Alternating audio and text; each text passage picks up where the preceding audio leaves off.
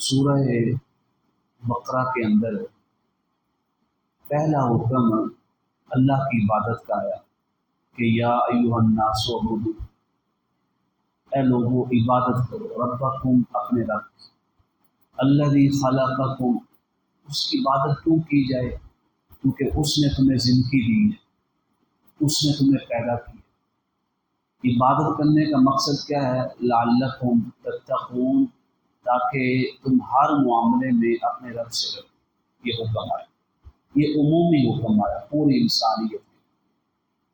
مومنوں کے لیے، مسلمانوں کے لیے پہلا حکم جو آیا نا پورے قرآن میں، پہلا حکم وہ فرمایا یا ایھا الذین آمنوا، اے ایمان والو، ایمان والوں کو پہلا حکم، لا تقولوا راعنا، جب بھی میرے حبیب کی بارگاہ میں آؤ نا، راعنا کا لفظ نہیں بولنا۔ کیوں نہیں بولنا؟ کہ اس کے اندر بے ادبی کا احتمال پایا جاتا ہے۔ یعنی ایمان کے بعد پہلا حکم مومنوں کو یہ ہے کہ تمہارا ایمان تبھی محفوظ رہے گا یا دل میں ادب رسالت ہو، جب تعظیم ہوگی، جب محبت ہو۔ حضور کا جب کلام کرنا ہے نا، کوئی بھی گفتگو کرنی ہے آقا کریم علیہ السلام کے متعلق، جان رحمت کے متعلق، سرور عالم کے متعلق، اس میں تین چیزوں کا ہونا بڑا ضروری ہے۔ اگر تین میں سے ایک کی بھی کمی ہے نا، یا تو وہ بے ادب ہے، یا پھر اس نے مقام رسالت اور مقام مصطفیٰ کا خیال نہیں کیا۔ پہلی چیز، الفاظ کا چناؤ اچھا ہو۔ اگر الفاظ سادہ ہیں، چناؤ ٹھیک نہیں ہے، عام سے الفاظ ہیں، تو سمجھ جائے کہ اس نے ادب رسالت کے تقاضے کو پورا نہیں کیا۔ اس کے اوپر پہلی دلیل سورہ بقرہ کی یہ آیت مبارکہ ہے، یا ایھا الذین آمنوا لا تقولوا راعنا، راعنا کے لفظ سے منع کر دیا کہ احتمال ہے اس کے اندر۔ احتمال کیا تھا؟ کہ یہودی، عیسائی اور دیگر لوگ وہ کیا کہتے تھے؟ راعینا، کھینچ کے کہتے تھے۔ اس کا مطلب کیا ہے؟ الیاذ باللہ، کہ ہمارا چرواہا۔ یہ احتمال آتا، چرواہا، راعینا، یہ احتمال تھا۔ تمہارے لفظ کا چناؤ اچھا کرو۔ مولا پھر کہنا کیا راعینا کی جگہ؟ کہنا ہے لفظ، دیکھیے گا لفظ، اس لفظ کو لوگ آج کے دور میں بدعت کہتے ہیں۔ وقولوا، تم کہا کرو، حکم دے دی، انظرنا، اے حبیب ہمارے اوپر نظر کرم فرمائی، شفقت فرمائی، نظر کرم فرمائی۔ فرمایا واسمعوا، جب آپ نے یہ کہنا ہے نا کہ نظر کرم فرماؤ، پھر ہر شے چھوڑ کے میرے حبیب کی بات کو سننا ہے غور سے۔ اس آیت میں دیکھیے گا ختم کہاں ہو رہی، وَلِلْكَافِرِينَ عَذَابٌ عَلِيمٌ، کافروں کے لیے دردناک عذاب ہے۔ بات ہو رہی ہے ادب رسالت، تعظیم رسالت، مقام رسالت ہے اور عزت رسالت، لیکن آیت ختم ہو رہی ہے کہ کافروں کے لیے دردناک عذاب ہے۔ اللہ نے آیت کفر پر ختم کر کے یہ بتا دیا کہ اگر تعظیم مصطفیٰ میں تھوڑی سی بھی کمی رہ گئی تو تمہارا ایمان ضائع کر دیا جائے۔ تعظیم، ادب، عزت، احترام حضور نبی کریم علیہ السلام کا یہ عین ایمان ہے، بلکہ شرط ایمان ہے، یہ بقائی ایمان کے لیے شرط ہے۔ تو پہلی شرط کیا ہے؟ الفاظ کا چناؤ اچھا ہو، الفاظ کا چناؤ بڑا اعلیٰ ہو، ادب والا ہو۔ دوسری شرط کیا ہے؟ جان رحمت صلی اللہ علیہ وآلہ وسلم کی بارگاہ میں نذرانہ کلام پیش کرنے کی، کہ کلام جو ہے نا صرف الفاظ اچھے نہ ہو، انداز بھی اچھا ہو۔ الفاظ اچھے ہیں، بیٹھا چیخا، اور جب بول رہا ہے سرکار دو عالم کے نام، انداز میں ادب نظر نہیں آ رہا ہے، نظریں جھکی ہوئی، یا کیا ہے چہرے پر خوشی نہیں ہے، یا کیا ہے سننے والے جو ہیں وہ کبھی ادھر دیکھ رہے ہیں یا ادھر یا باتیں کر رہے ہیں مجلس میں بیٹھے، یہ سارا کس میں آتا ہے؟ انداز کلام۔ اس کی شرط دلیل کیا ہے؟ سورہ نور کے اندر فرمایا جب بھی میرے حبیب کے متعلق بات کرنی ہے نا لا تجعلوا دعاء الرسول بینکم کدعاء بعضکم بعضا، ایسے بات نہیں کرنی جس طرح تم ایک دوسرے سے کرتے ہو۔ مولا بات کیسے کرنی ہے؟ فرمایا تشبیہ میں کیا کرو، تشبیہی انداز میں۔ مولا وہ کیسے؟ کہا کرو ودوہا، ودوہا کے چہرے والے، واللیل اذا سجا، کنڈل والی زلفوں والے۔ مولا اور کیسے کلام کریں؟ فرمایا یا ایھا النبی، کلام کرو سر، شاہدا و مبشرا و نذیرا و سراجا منیرا، اس انداز سے کلام کرو۔ ہم نہیں کر رہے وما ارسلناک الا رحمتا للعالمین، اس طرح کے الفاظ چناؤ کرو، تشبیہی انداز ہو، بلاغی انداز ہو، اعلیٰ انداز ہو، پتہ لگے کہ تم میرے حبیب کے متعلق بات کر رہے ہو۔ دوسری شرط، تیسری شرط بڑی اہم ہے، بڑی اہم ہے، پس سے منظر اچھا ہو۔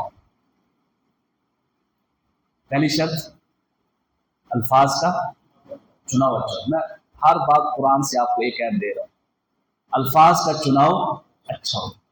صرف الفاظ کا چناؤ اچھا ہونا ضروری نہیں ہے، بلکہ ساتھ ضروری ہے انداز اچھا ہو، بولنے کا انداز کہ سرکار کا نام لیا جا رہا ہے۔ سننے والوں کے لیے کیا فرمایا کہ جیسے حضور کا نام آئے، کوئی بھی نام آئے، فوراً کہیں صلی اللہ علیہ وآلہ وسلم، یا کیا کہہ دیں سبحان اللہ، تاکہ کیا لوگوں کو پتہ لگے کہ حضور کی جو ذکر ہے، حضور کے میلاد کا، حضور کی عظمت کا بڑی محبت سے لوگ سن رہے ہیں۔ تیسری بات، پس سے منظر بڑا ضروری ہے، بڑا ہو سکتا ہے وہ شخص کا الفاظ بڑے اعلیٰ، بڑے ادبی اور بلاغی، انداز بھی اچھا ہو، اور اس کا پس منظر اچھا نہیں ہے۔ مثلا ایک شخص کہتا ہے، دو لوگ ہیں آپ کے سامنے، دونوں یہ جملہ بول رہے ہیں کہ اللہ ہی ہے جو سب کچھ کرنے والا ہے۔ یہ جملہ دو لوگوں نے آپ کے سامنے بولا کہ اللہ ہی کیا کرتا ہے؟ سب کچھ کرتا ہے، اللہ ہی کے حکم سے ہوتا ہے۔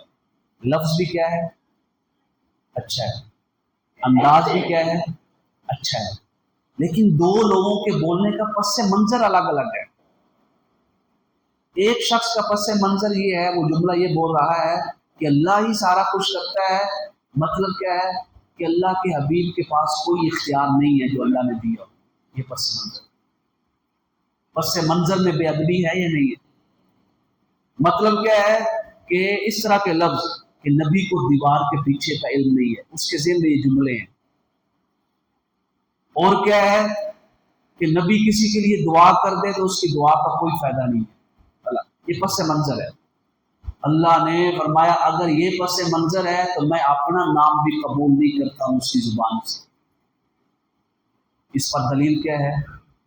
سورہ توبہ، سورہ توبہ اگر آپ پڑھیں گے نا، بار بار بار بار اتنی کثرت کے ساتھ اللہ نے اپنے نام کے ساتھ اپنے حبیب کا نام جوڑ کے لیا، یہ کہہ کہ اللہ و رسولہ، اللہ و رسولہ، اللہ و رسولہ، اللہ، کتنی دفعہ لیا۔ اب سنیے کیوں لیا؟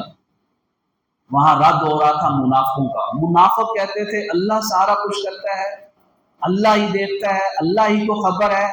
اصل میں اس کے پس منظر میں یہ تھا کہ مصطفیٰ کی کوئی شان نہیں ہے، اللہ نے ان کو کوئی اختیارات نہیں دیے، اللہ نے ان کو کوئی ایسی شان نہیں دی کہ وہ جو فرما دیں وہ ہو جائے گا۔ اللہ نے فوراً رد کر دی۔ جب انہوں نے کہا ہمیں تو اللہ نے دیا، اللہ نے کیا فرمایا؟ نہ، کاش وہ جملہ اس طرح بولتے کہ اغناہم اللہ و رسولہ، کہ اللہ اور اس کے رسول نے ان کو غنی کر دیا ہے۔ یہ جملہ دیکھ بس سے منظر۔ اور یہ کیا فرمایا اگلی جگہ پہ؟ فرمایا وہ یہ کہتے ہیں، وہ کوشش کرتے ہیں تمہیں راضی کریں، حالانکہ ہونا یہ چاہیے تھا کہ وہ اللہ اس کے رسول کو راضی کرتے۔ ایک اور بات، 11واں پارہ پہلی آیت، یہ بھی سورہ توبہ، یہ بھی کیا ہے؟ سورہ توبہ، اس کی پہلی اور دوسری پڑھ۔ وہ ان کا یہ عقیدہ تھا اللہ دیکھتا ہے، اللہ کو سارے اعمال کیا ہے؟ معلوم ہے، پتہ ہے۔ لیکن جب انہوں نے کہا نا، اس کے پس منظر میں کیا تھا؟ ہم جو کچھ کرتے ہیں نبی کو کچھ پتہ نہیں۔ کہتے جی نہیں کہتے تھے منافق؟ کہتے تھے نا کہ ہم ان کے سامنے بیٹھے ہیں، نبی کو کوئی علم نہیں ہے، جب پس سے منظر اچھا نہیں تھا تو اللہ نے کیا فرمایا؟ وَقُلِ اعْمَلُوا، ابھی ان سے فرما دیں جو عمل کرنا ہے کر لو، فَسَيَرَ اللَّهُ عَمَلَكُمْ وَرَسُولُهُ، تمہارے عمل کو تمہارا رب بھی دیکھ رہا ہے اور تمہارے رب کا حبیب بھی دیکھ رہا ہے۔ پس منظر دے۔ آج اگر آپ کہتے ہیں اللہ اس کا رسول دیکھ رہا ہے تو لوگ بعض کیا کہتے ہیں؟ شرک ہو گیا۔ پس منظر بے ادبی والا تو فرمایا نا، کلام جتنا بھی اچھا ہو، انداز جتنا بھی اعلیٰ ہو، جب پس منظر میں بھی بے ادبی ہے نا، ہم اس کلام کو بھی مردود بنا دیں گے، رد کر دیں گے۔ لیکن دوسرا شخص جس کی زبان سے آپ نے سنا ہوگا کہ حضور کو اللہ نے بڑی شانیں دی، بڑے اختیارات دیے، جب بولتے ہیں اللہ پورا فرما دیتا ہے۔ آپ نے کئی دفعہ اس کی تقریر میں سنا یہ جملہ کہ بڑی شانوں سے نوازا اپنے حبیب کو، بلکہ ساری شانوں کا مالک ہی بنا دیا ہے، ساری شانوں کا مالک بنا۔ اب وہ جملہ یہ شخص بولے اللہ ہی سارا کچھ کرتا ہے، اللہ ہی کے حکم سے ہوتا ہے۔ فرمایا اس شخص کا جو جملہ ہے نا یہ ہمیں قبول ہے، کیونکہ اس سے پس منظر میں کیا ہے؟ یہ کہنا یہ چاہ رہا ہے کہ اللہ ہی سارا کچھ کرتا ہے، جس کی جو شان ہے نا وہ اللہ ہی نے عطا کی ہوئی ہے۔ اب دیکھ، اس نے بولا وہی جملہ وہ قابل قبول ہے، اس نے بولا تو وہ جملہ کیا ہو گیا؟ مردود ہو گیا۔ جب بھی آقا کریم علیہ الصلوۃ والسلام کی بارگاہ عالیہ میں طیبہ میں کلام کریں نا، تین چیزوں کا ہونا ضروری ہے۔ الفاظ کا چناؤ اچھا ہو، انداز کلام اچھا ہو، پس منظر اچھا ہو، تب جا کے اللہ فرماتا ہے کہ یہ وہ لوگ ہیں کہ جن کو ہم اپنے حبیب کے صدقے معاف فرما دیں۔ یہ تین چیزیں لوگوں کو نہیں پتہ چلتی۔ لوگ کہتے ہیں جملہ اس نے صحیح بولا، اللہ ہی دیکھتا سارا کچھ، جملہ اس نے رائنا جملہ صحیح تھا، رائنا لفظ غلط نہیں تھا، رائنا کا تو مانا تھا آپ ہماری رعایت کریں۔ یہ جملہ غلط ہے یا صحیح ہے؟ جملہ بالکل صحیح ہے، لیکن کیا ہے کہ رائنا میں صرف بے ادبی کا احتمال آ گیا۔ فرمایا ہر وہ لفظ جس کے اندر بے ادبی کا احتمال آ جائے نا، تم اپنے لیے بول سکتے ہو، میرے محبوب کے لیے نہیں بول سکتے۔